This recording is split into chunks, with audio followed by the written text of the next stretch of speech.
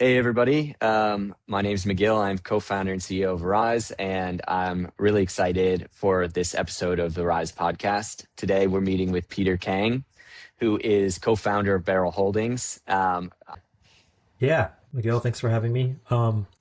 Yeah, so Barrel Holdings, we are a holding company, portfolio of digital and marketing agencies, and very highly specialized ones. Some of them focus on e-commerce for CPG.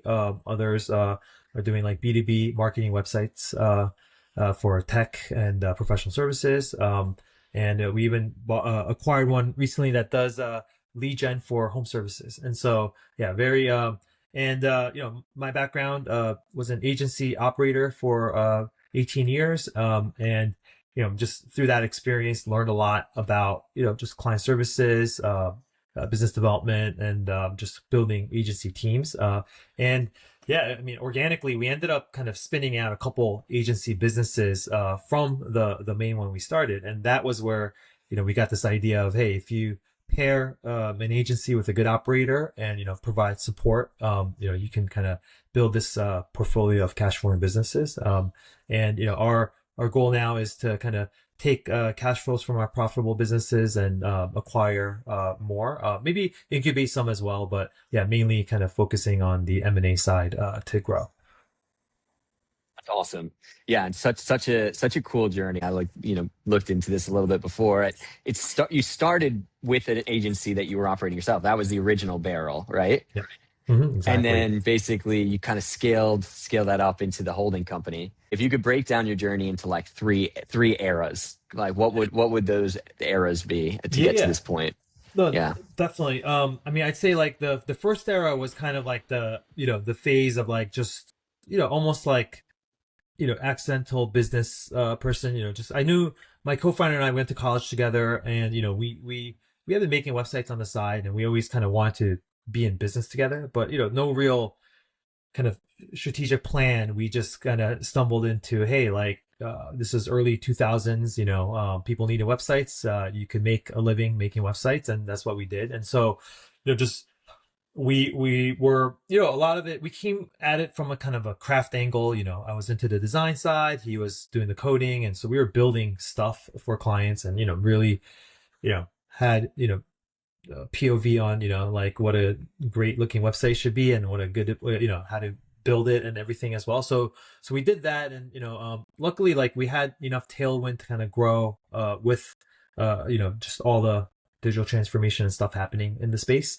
And that so really like phase one was just kind of like you know making a living, like getting to a point where like we were like, Yeah. oh, we don't need to get jobs, we can make a living off of making websites.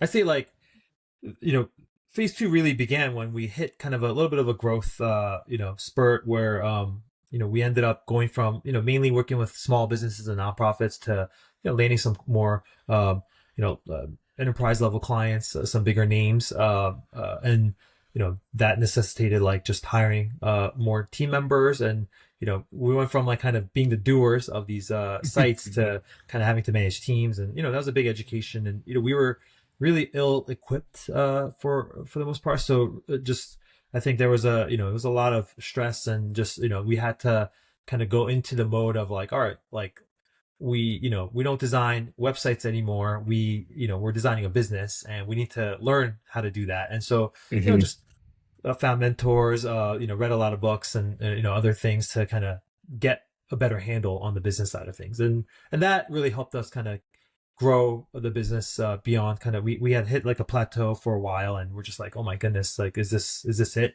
But thankfully, the learnings, and kind of the different kind of mindset helped us to continue to grow. So that was, yeah, that was like the second era. And I say like the third era was really when we got to the point of like, we scaled the agency some. There was profits coming out, so we were like, okay, what do you do with these profits? So obviously, you take distributions as owners, and you go, okay, cool. Like, you know, sure, you put aside stuff for a rainy day, and invest in the next funds or whatever. And then we're like, all right, cool. We have some excess capital beyond that. Maybe put some in, become an angel investor, and an LP in a few funds or whatever. But like, it just we were kind of, as we kind of learned more about investing that way, one of the things that came up was, what if, like, what are ways to like reinvest this ourselves? Because Hmm. we ended up, like I mentioned in the intro, like just we spun out a couple other agencies, and really with minimal cash investment, and they themselves became very good cash flowing businesses. And so we're like, whoa, like if you actually calculate, because we had just learned like what IRR was, or like like return Yeah. on invested capital and all that stuff. So we're like, whoa, like if you kind of think of it in those terms, like these are better investments than any of these other ones that we're in. So and we're like the ones turning the dials here. And so Hmm. we thought, okay, like what if we kind of institutionalize this a little bit more for ourselves and made it, something that we could repeat. And that's where the whole idea of like, just becoming a student of business in general helped, because then we're like, oh, like, guess what? Berkshire does this, Constellation Software does this, and, Danaher, like all these like holding company types, and, kind of came to mind. And so we're like, oh, why don't we set up our own, way of doing it? Obviously, it took us some time to extract ourselves from the day to day of running the agency, because that's what we Hmm. knew, and we really had to build capacity and kind of put the right folks in place to feel good about stepping out. But once we executed that, it was great. Like we could focus on building the holding company and kind of going into this next phase of our careers, which is where we are today. Yeah, it's super cool. It's like you keep abstracting one layer above and above and above. It's really really amazing, building on all the experience. What was there anything specific that you like credit your success for being able to scale up between these stages? What were you guys doing different when you moved out of that first stage into getting those enterprise clients, and then again, what were you doing different to go from that stage 2 to stage 3? Yeah. No, I think I always go back to kind of like, before you can like transform your business, you got to like transform yourself. And so, it all kind of starts with I say, like a lot of it like coincided obviously with like the on the personal side, like, kind of being, like really, let's say like undisciplined slash like like not intentional in my 20s, to like in your 30s. I'm like, all right, like get a little bit more mature. You kind of I did invest a lot of time in like, all right, like what, how do you have good habits as an adult? Like how do you take care of your health, get better sleep, Yeah. and like kind of like schedule your time better, and just all those things, all those concepts that were kind of I used to just brute force, stay up late, do whatever it took in my 20s. But like you kind of build some, some better systems around your own life. And then with that, like you just, even things like, oh, I need to consume content better. And so it's like, all right, Hmm. like what do I surround myself with? And, whether that's, the people I hang out with, or like the books I read, or the things that I listen to. So those things would contribute to understanding. And, from there, you get like, you get educated on new concepts, like questions that you didn't know to ask before, you can ask. So it's kind of like, oh, Hmm. I always like, for the longest time, I always thought, okay, like in a small agency business, the founder has to do all the sales, and there's no way about it, and that's it, right? And Hmm. like, you live and die by that, and that's how it goes. But it's like, you read more about business broadly, you go, no, like you can clearly, like there's the thing called sales and marketing, and like you can like scale these teams, and you can bring on people who have these kind of skill sets or whatever. And so just kind of learn from those kind of things. And I think that's when we realize, like, yeah, like talent, like this is a game, business is generally a game of like talent. And you unlock to next levels when you bring in people who either have done certain things before, or can kind of unlock new things that you yourself can't do. And that's how you level up. And so that was a big realization for us of like, Yeah. okay, cool.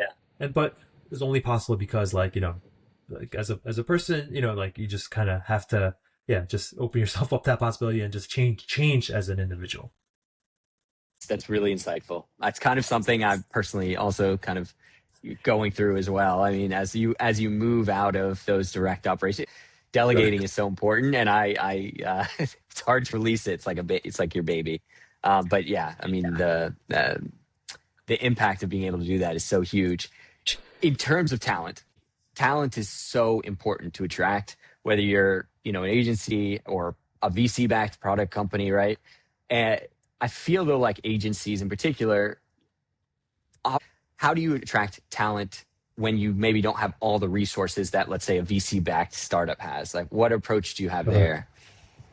yeah, yeah. I mean, and this is a constant tension, even across our portfolio. And like I do think, sometimes you just don't have the means to go after, someone with kind of the depth of experience that you'd hope for, and pay them, in a way that they want to be paid. So, you might have to focus first and foremost on, like, yeah, like, some like developing talent. So, you're looking for, Yeah. folks that are earlier in their careers but show a lot of promise, and kind of have the, that hunger to just take on more responsibilities, and kind of continue to learn on the job. And so, you can get really, you can get far with that, because there are some folks that just, for whatever reason weren't given, weren't able to get opportunities elsewhere, but like, they get the opportunity from you, and you're able to entrust them with a lot, and they just can grow. I mean, I always think about, like, one of our CEOs, so Lucas, who took over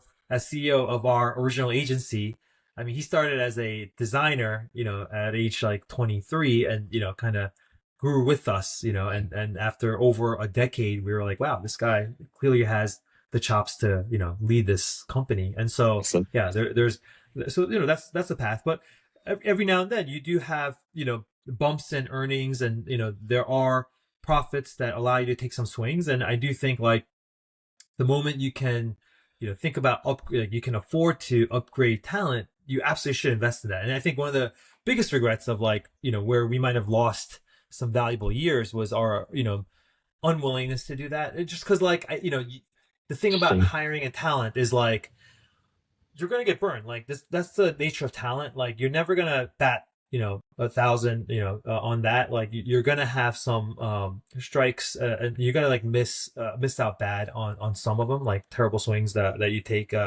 But that should never kind of, like, color your view that, like, the right hire can make like incredible difference, right? And so I Yeah. think we just kind of didn't learn that lesson until much later. And once you kind of do internalize it and learn it, you go, hey, like, this person might not have worked out, but then there's a, go at it again, and go for the next one, and just, don't be discouraged. I think that is, something I definitely wish I learned earlier. Experience or story that you can share there?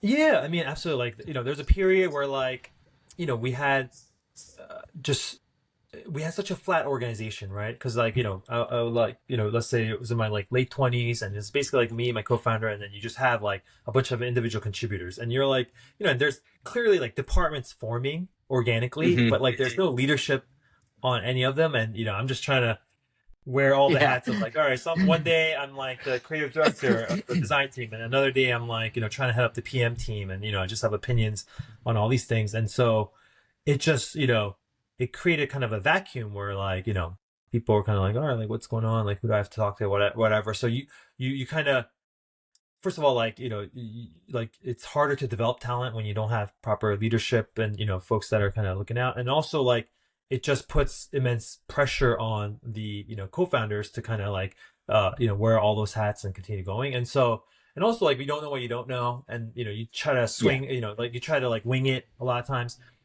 And yes, I wish, like, at that moment, like, I think we had the means. It was probably, like, because we, hire. I mean, I know, like, we hired maybe a couple people that didn't work out, and so we're like, oh, we're not gonna hire folks, senior folks, because, they don't fit here.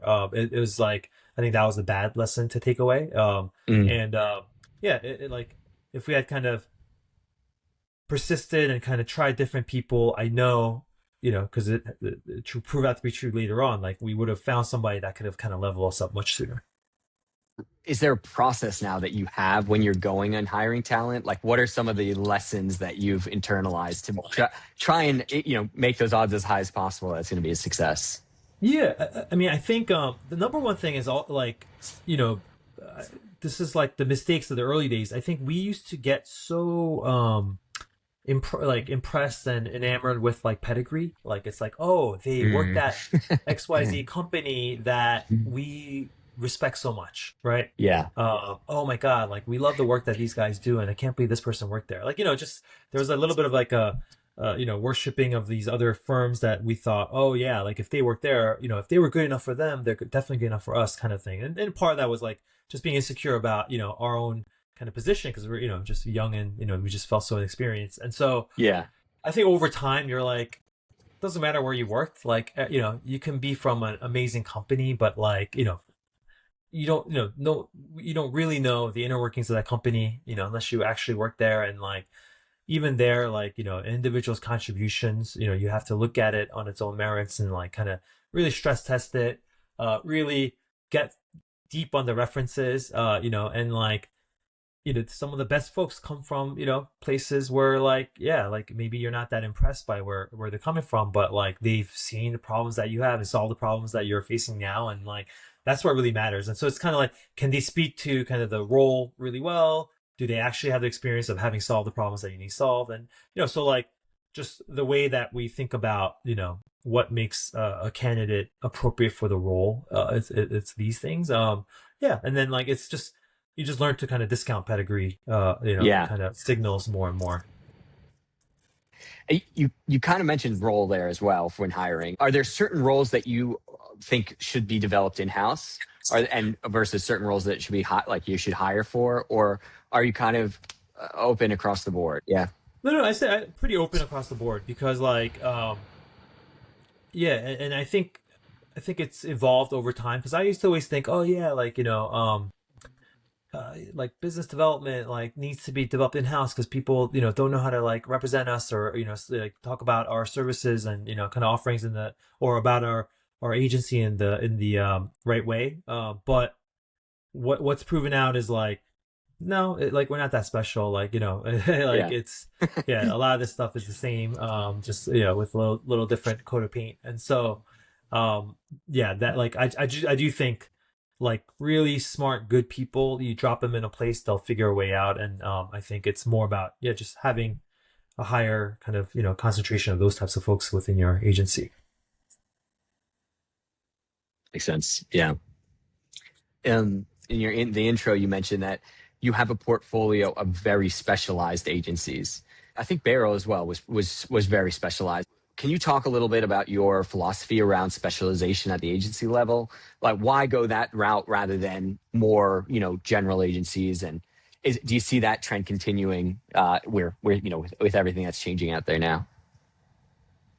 Yeah, I think there's you know been kind of a over time like just a general shift to like fragmentation of how people are buying agency services. So like first of all, like just at the like vertical kind of industry expertise level, right? It's kind of like, all right, like if I'm in a certain industry, I'd love to talk to somebody who actually knows my industry and can have solved problems within that. And so I think there that is a leg up for agencies that have kind of depth there. It's not mean like that doesn't mean like you have to only focus as an agency on one of them. You can have a few different verticals, but like it is like I think what's important is for agencies to have that depth to be like, all right, cool. Like we've worked with, let's say, a dozen healthcare companies, and we can really adhere to things that we really understand and know about these companies that are kind of unique and can add a lot of value to anyone that hires us. So I think those things play out. And then just in terms of capabilities, it's like you know like as more things have become more complex, right? So Yeah.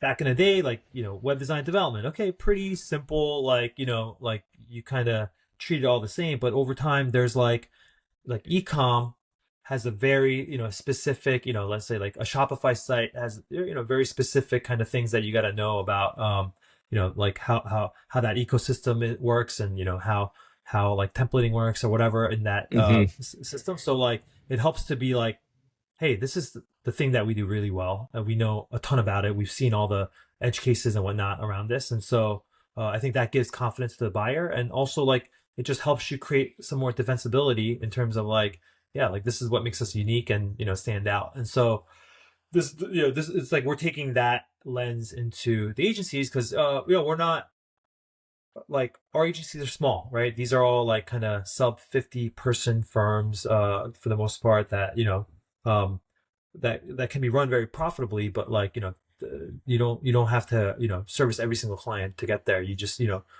can have a few dozen clients in a very specific area and have a very profitable business. You mentioned that you have like agencies from a few kind of different specializations.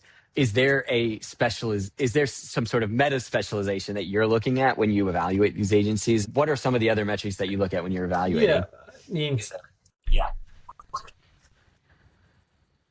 yeah, I'd say like the way I think about it at the whole co level is like we're in the business of like allocating capital, right? Like and just like and also our time in supporting these Yeah. businesses and so I say like our specialization is the agency business model, right? And that's like kind of so like I'd say Yeah. yeah, Barrel Holdings, we only evaluate agency businesses, and that kind of, that's very different. We're not looking at accounting firms, we're not looking at home services, we're not looking at these other kinds of, we're not looking at software, and it's Yeah. like that in itself, and across these eight, across our specialized agencies. So like the agency that's like specialized on Amazon versus an agency that's doing these like B2B marketing websites, like they're doing very different things, but then there's a lot of commonality in like, how they Yeah. do business development, how you run the back office, how you do the finances for these things, and like, how you kind of think about valuation and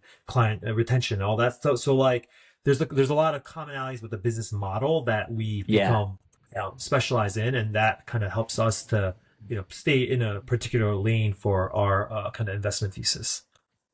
How hands-on are For the most part, we prefer agencies that have like a pretty good they're pretty strong in delivery, like the operations side. So they have yeah. good let's say good client retention. They have deep expertise in like actually the stuff they're doing for the clients. So Yep. we like that as a foundational piece because then we can focus on where they might be a little bit weaker. So a lot of it might be like, oh, financial reporting, just cleaner books, and moving from cash based to accrual based accounting, etc. Stuff like that. Maybe better like account receivable, like invoicing action as well. And then most of the time like a lot of the work that needs to be done is on the sales and marketing, like business development side. So it's kind of like, all right, like how do we help build infrastructure? Better CRM, better, kind of yeah, like lead gen activities, like how do we kind of improve the brand of the agency, stuff like that. So that's where, we'll kind of get more involved, provide support. And then, some of that might require kind of, bringing in some additional like leadership to the team. And so we might support with that, as well, like recruiting, just some more folks to help, supplement, the team that they have in place. And so, yeah, that's how we get involved typically.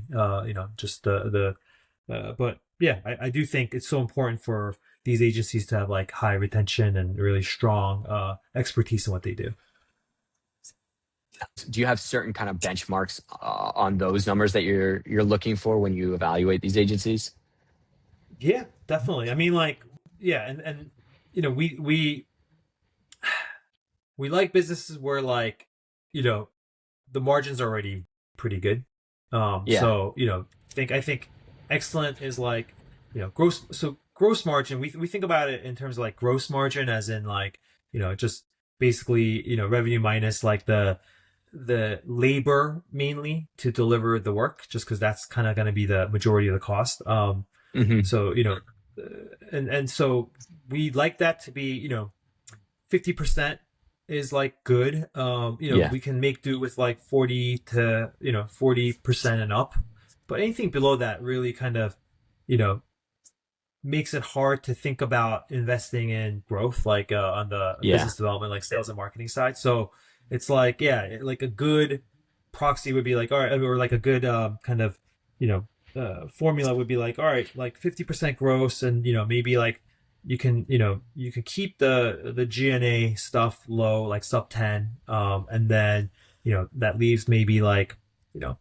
uh, 10 to 20 for sales and marketing. And then, that way you definitely, you still end up with like 20+% EBITDA. Like that's Yeah. kind of how we think about, the thing. And the more you can put into sales and marketing to like really, you know, seed future opportunities and like make sure the pipeline is robust, like that's kind of how we look at it. Are they changing? Have you seen them changing with AI? Like, are you seeing maybe lower costs in salary, but higher in operating costs going to, agents or, other Yeah, sort of I cogs mean, like that? Yeah. yeah, I think maybe there's some I say like there's definitely like increased like costs in tokens and software for sure. I think that's been true, but um yeah, it hasn't been like incredibly drastic because like I do think more so in our space like pricing has come down too. So it's like it's not Yeah. whatever gains we might have gotten efficiency wise, like you've had to kind of make up on clients kind of expecting more for less. And so Yeah. if that's the case, then like yeah, it's not as much of a huge gain. That's not to say like yeah, there's some definitely certain areas where like be able to service more clients with less people, maybe, Yeah. and that will kind of add up over time. You probably have a pretty privileged position because you get to talk to all these agencies across these different verticals. Are there any kind of major themes that you are seeing across your portfolio and other agencies you're kind of evaluating out there with all the changes? What's on people's minds? Yeah, I mean, I think yeah, like everyone is continuing to kind of like experiment and see where like AI factors into the workflow. And Hmm. it was funny because there's like multiple like there's like the bottoms up where like team members are experimenting and kind of incorporating it into their workflows, and then of course there's a top down where like at the leadership level you're trying to really bring in better visibility into the business and better kind of um, ways that the entire agency can leverage AI. So and then just contending with that on the business development side of things. But yeah, beyond that, it's still like there's some still things that are going to be timeless, I think, and that's like that is stuff like for agencies of the scale that we deal in. But I actually think it's like for most agencies in general, it's a competitive space.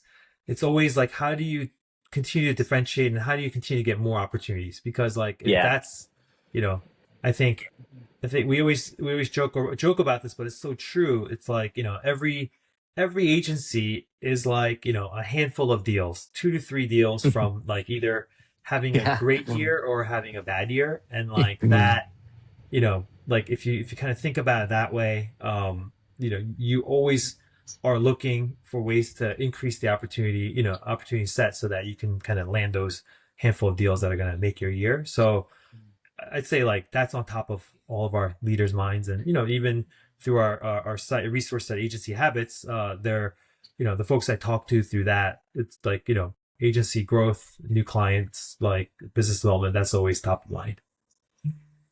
Awesome. Yeah, that's great. And I was one of the questions I was going to ask too is just like, what do you think is not going to change? What are those like timeless values? I have a few last rapid fire questions. Favorite AI tool right now? Yeah, I'd say it's Day AI. I mean, it's a CRM that I've been on for over a year now. Like Nice. incredible, just like that. Yeah, it triangulates like my email, all the recordings and calendar, and just like it's been really cool. Connects right into Claude, and that it's been Ah, awesome. it's awesome. All right, I got to check that out. Most important agency metric. Yeah, probably like I mean, I say like it's probably client retention. I like looking at net revenue retention. Most underrated productivity habit. Yeah. Productivity. I mean, honestly, it's probably just getting a good night's sleep. The first version of Rise was all about productivity. And I think one of the biggest learnings that we took away from it is like the core to having a productive day is just getting like a good night's sleep before. If you don't have that, you Exactly. just, yeah, you're fighting uphill. What is one process every agency should automate? Yeah, I mean, there's so many.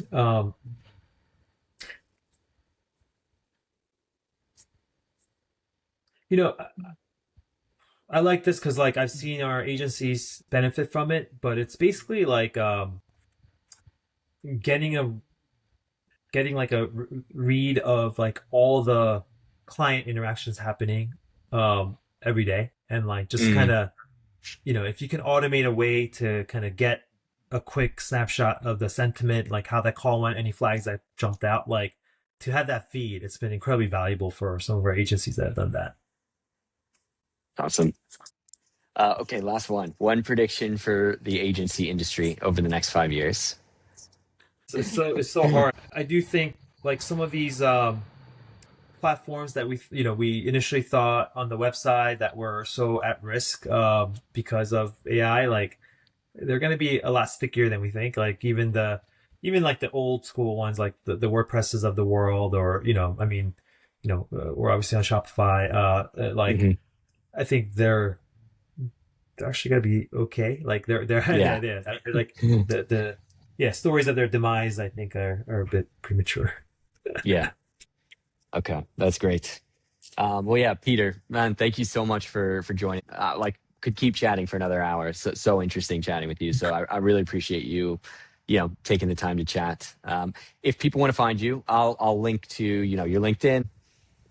Yeah, just peterkang.com, because I do send out a weekly Okay, newsletter, and then I write extensively like every month about like just kind of the business and the progress. So yeah, if anyone wants to check that out. awesome. Yeah, I'll be sure to link that as well in the show notes. Great. All right. Yeah. Well, thank you so much.